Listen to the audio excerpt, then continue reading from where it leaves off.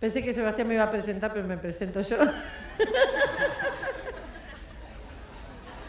No, que había otra presentación más larga, pero no importa. Bueno, la mayoría igual ya me conoce. Buenos días a todos, buenos días a todas.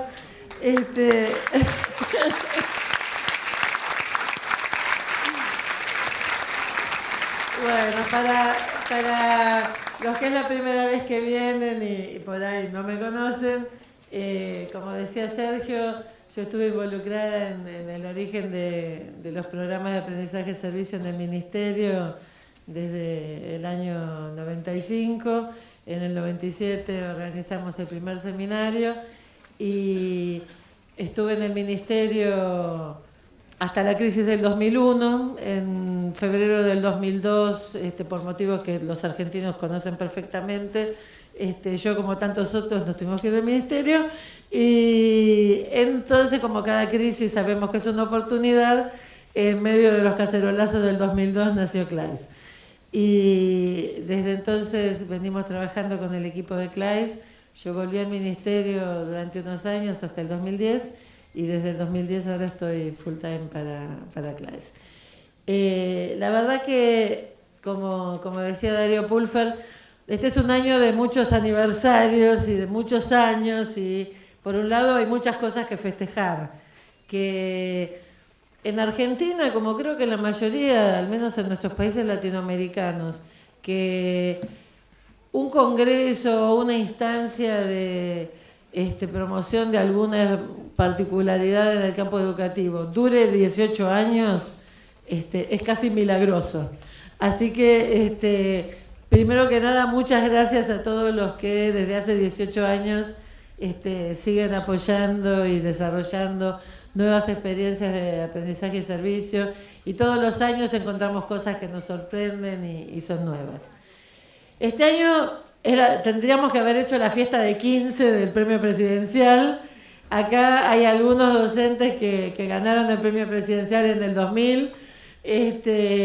Vamos a tener un panel dedicado a celebrar los 15 años. Y para los que saben cómo suelen ser las políticas educativas en nuestros países, que una política educativa haya durado 15 años es más que milagroso. Entonces, realmente vale la pena celebrar que un decreto que fue dado por un presidente, que algunos no quieren ni siquiera nombrar su apellido porque dicen que es mala suerte, haya tenido continuidad a lo largo de los años, no es poca cosa. Un aniversario que quizás no todos conocen, pero que para nosotros es igualmente significativo. Hace exactamente 10 años, en el seminario del año 2005, con un puñadito de 18 organizaciones, entre las que estaba la OEI, la Organización de Estados Iberoamericanos para la Educación y la Cultura, y muchos amigos que están acá presentes, se nos ocurrió fundar la red que iba a ser latinoamericana y después se convirtió en iberoamericana porque nos unimos también a los colegas de España. Y entonces la red iberoamericana está cumpliendo sus primeros 10 años. Y la verdad hay muchas veces que las redes son, como decimos en Argentina, sellos de goma. Y en cambio la red de aprendizaje y servicio se ha convertido realmente en una comunidad de aprendizaje mutuo, de apoyo recíproco, de una red de gente que nos hemos hecho amigos y realmente compañeros de trabajo y de lucha en toda Iberoamérica. Y antes mencionaron muy rápido a la red Talwars. La red Talwars es una red mundial que nuclea en este momento más de 400 universidades en todo el mundo, en los 5 continentes, universidades que han elegido como política el compromiso con su sociedad, el compromiso público. Y la red Talwars se fundó apenas un mes después de que se fundó la red iberoamericana, así que ya están cumpliendo pronto también los 10 años. Así que nos merecemos un momento de festejo y de aplaudir todos estos cumpleaños.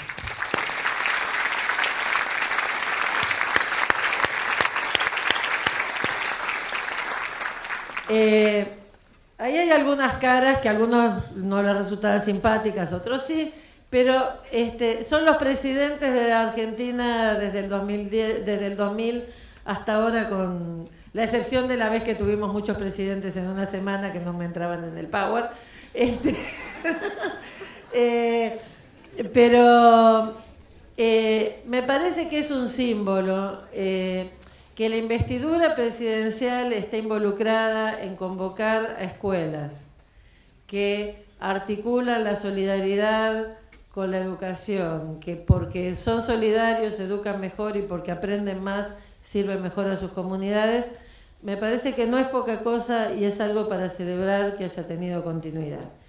Y en esto les aseguro que no nos habíamos puesto de acuerdo antes, pero yo quería empezar donde terminaba los comentarios de Darío Pulfer, porque justamente en estos días pensaba, por un lado, alguien me decía, ¿te hubieras imaginado hace 20 años que íbamos a llegar a este momento en donde tenemos Europa, África, América Latina, todas las provincias argentinas?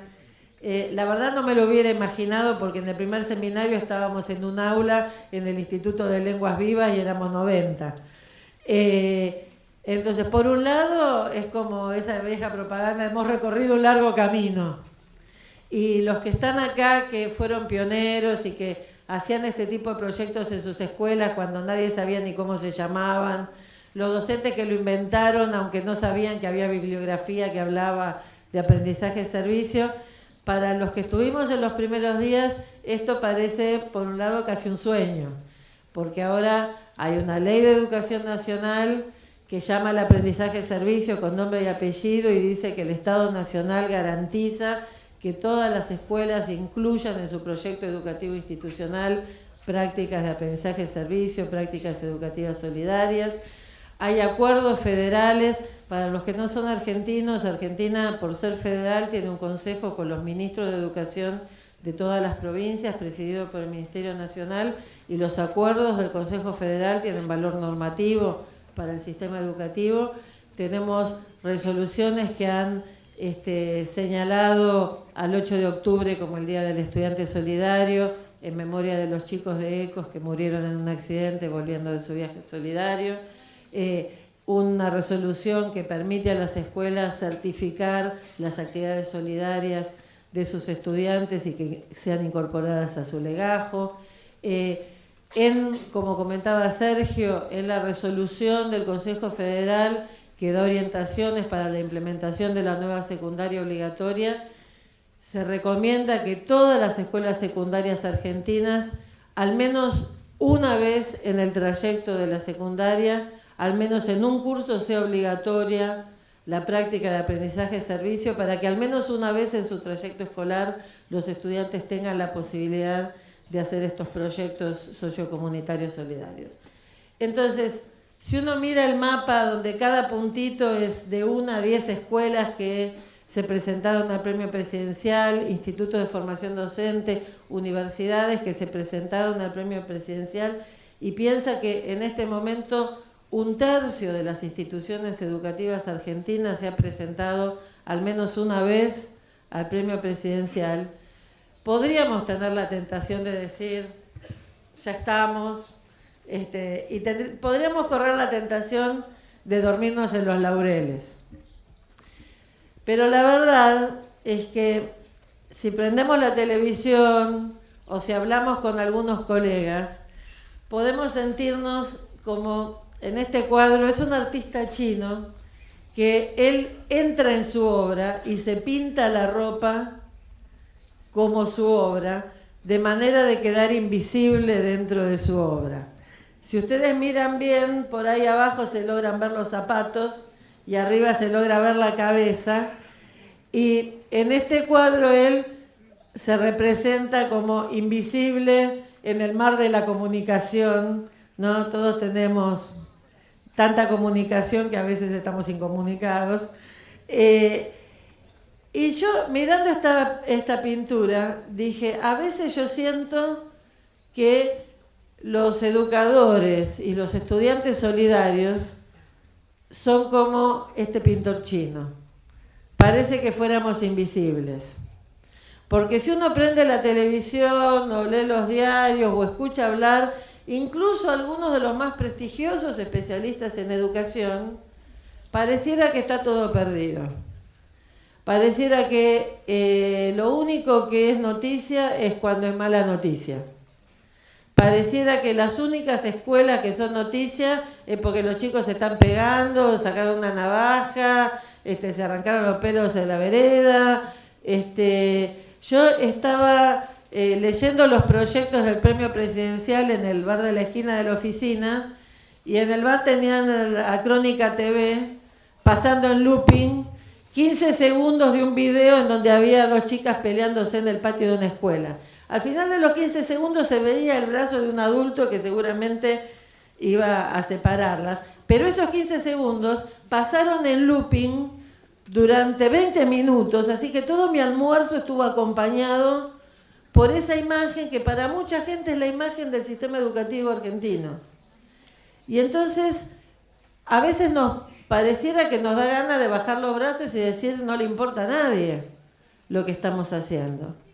Y por eso me parece que es importante tener estos momentos de encuentro, donde nos reconocemos, donde sabemos lo que estamos haciendo, donde recordamos que no somos los únicos locos que hacemos estas cosas, que no solo en Argentina, sino en muchas otras partes del mundo hay gente que está haciendo lo que estamos haciendo nosotros, y que, como dice ese dicho, aunque haga más ruido un árbol que se cae que todo un bosque que está creciendo, lo importante es que estemos haciendo crecer el bosque.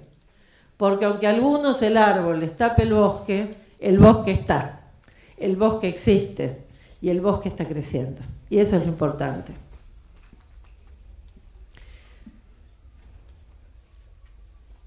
Entonces, hecha esta introducción que me parece marca lo que vamos a vivir en estos días, y que me parece importante hacerla también, y perdonen los hermanos de otros países si me detengo en un detalle argentino, este año tenemos elecciones, y la experiencia dice que cada vez que hay elecciones, aunque haya continuidad, aunque no haya continuidad, siempre las políticas educativas corren riesgo de interrumpirse. Entonces, el aprendizaje de servicio ha sobrevivido a muchas transiciones ministeriales, ha sobrevivido a muchos ministros, pero aunque no sobreviviera en las oficinas ministeriales, como ha pasado en algunos países, los Estados Unidos tenía un floreciente programa de Learn and Serve America desde 1990, y hace 4 años, por un recorte presupuestario, desapareció, porque la mayoría republicana del Congreso opinó que Estados Unidos no necesitaba el aprendizaje de servicio. Sí, esperemos que no sigamos los malos ejemplos, pero eso no quiere decir que terminó el aprendizaje de servicio en Estados Unidos, sino que las instituciones redoblaron el esfuerzo. Y entonces me parece que sea tan vital el movimiento de aprendizaje de servicio en Argentina, que no nos alcance la silla, que no nos alcancen las carpetas, que haya más gente que quiera hacer proyectos, es una buena noticia, aunque no salga en ningún medio. Entonces, dicho esto, yo armé como 2 bloques, porque es muy difícil preparar una presentación para este seminario, porque están los que ya me escucharon 50 veces, están aburridos de escucharme, y los que vienen por primera vez. Entonces pensé hacer un primer bloque, como vieron, de repaso, para los que vienen por primera vez y no escucharon hablar antes de aprendizaje de servicio. A la tarde hay una sesión especial de cómo empezar, así que yo voy a ir muy rápido solo para que entendamos de qué estamos hablando, y de paso nos sirve a todos para repasar algunas cosas esenciales. Miren, en la educación tradicional es como una vida paralela, separada, a veces medio esquizofrénica, en donde en el aula se lee, se estudia, se aprende y se pone nota. Y después, si queda tiempo y si hay ganas, se hace alguna actividad solidaria que es extracurricular, extraescolar, no cubierta por el seguro, no evaluable. Y es algo que está como en paralelo y de costado a la vida real y central de la escuela. En cambio, en las instituciones donde se hace aprendizaje-servicio, y ahora voy a empezar a repasar las escuelas ganadoras del premio presidencial de este año. Una de las ganadoras es una escuela de Necochea, en la costa atlántica. En esta escuela se lee para seleccionar los textos que sean adecuados para hacer textos. A ver, ¿dónde están las de Necochea? Para escuelas especiales, para jardines de infantes, y entonces las chicas no solo aprenden lengua y literatura, sino que aprendieron a escribir en braille, aprendieron qué materiales sirven para las escuelas especiales, aprendieron a producir libros. Entonces, cuando el aprendizaje y lo que pasa en el aula tiene que ver con el servicio solidario, ahí hablamos de aprendizaje-servicio. Miren, aprendizaje-servicio no es juntar y repartir cosas. Es lo que nosotros sabemos hacer, lo que nosotros aprendimos, lo que nosotros somos, lo ponemos al servicio solidario de otros con los que trabajamos juntos, y porque ponemos al servicio nuestros conocimientos aprendemos mucho más de lo que necesitamos saber para zafar en una prueba. Por eso a mí me gusta decir que si lo tuviéramos que decir en 2 palabras, hacer aprendizaje-servicio es hacer una solidaridad inteligente. No es la solidaridad boba de poner curitas a un enfermo de cáncer. No es salir a hacer algo para sentirme bien, aunque en realidad lo que esté haciendo realmente no sirva mucho. No, es usar la cabeza y hacer que esté el corazón, pero que esté también la cabeza y las manos en acción. Y como mencionó muy rápido Sergio, para hacer aprendizaje-servicio no hace falta ser una escuela rica, no hace falta ser una universidad con muchos recursos, ni siquiera hace falta que los estudiantes estén libres. En Argentina tenemos muchas escuelas primarias y secundarias dentro de las cárceles, donde chicos que delinquieron y que en su abrumadora mayoría no terminaron sus estudios, tienen la oportunidad de terminarlos. En muchas de esas escuelas se está haciendo aprendizaje-servicio. Y este año ganó el premio presidencial una de esas escuelas en donde en la huerta del penal cultivan plantas nativas con las que producen, guiados por médicos y por especialistas en la hora de química, producen cremas y productos especiales para la piel. Ustedes saben que el agujero del ozono en Patagonia es un tema muy serio. Hay mucha gente que no tiene recursos para comprar medicamentos, y estos productos son dados a los médicos rurales para que puedan ser distribuidos entre las personas que necesitan. Esos jóvenes que están en esa cárcel están generando no solo aprendizajes, están generando un nuevo proyecto de vida, que es lo que deberían hacer los espacios de encierro, y que por el aprendizaje-servicio está siendo verdad. Entonces hay muchísimas definiciones. Algunos colegas alguna vez contaron como 900, solo en inglés. En castellano ya tenemos muchas también. Podríamos decir, siguiendo John Dewey, que es aprender haciendo juntos al servicio del bien común. Si seguimos a Freire, podríamos decir que es praxis, reflexión y acción transformadora de la realidad. Básicamente decimos que hay aprendizaje-servicio cuando hay una acción solidaria que está protagonizada por los estudiantes. Porque esto no es solo el voluntariado de los docentes. Son los chicos, los niños, los jóvenes, los adolescentes, los protagonistas, y que esa acción solidaria está articulada intencionadamente con los contenidos de aprendizaje. No es de casualidad que se aprende en las prácticas solidarias del aprendizaje-servicio. Se aprende porque hay una planificación y porque sabemos qué queremos hacer para la comunidad, pero también sabemos qué queremos aprender. Y esto es verdad en las instituciones educativas, pero también es verdad en los ámbitos de la educación no formal y en los ámbitos de las organizaciones juveniles. como todos los años, este año vamos a tener una sesión específica de cómo se aprende y se hace solidaridad al mismo tiempo en organizaciones juveniles. Esta foto se la robé un artículo que posteó en Facebook mi amiga Charo Valle. Son los jóvenes guías o scouts de Cataluña que en el verano hacen todo un trabajo de inmersión en uno de los barrios más pobres de la periferia de la ciudad, ayudando a personas ancianas o a personas con dificultades que ya no pueden ocuparse de las condiciones de su casa, y los ayudan a refaccionar su casa, a mejorar sus condiciones de vida, y de esa manera también aprenden muchas cosas necesarias para la vida. Entonces, hoy estamos los que inventaron por su cuenta el aprendizaje servicio y se están recién enterando que se llamaba así.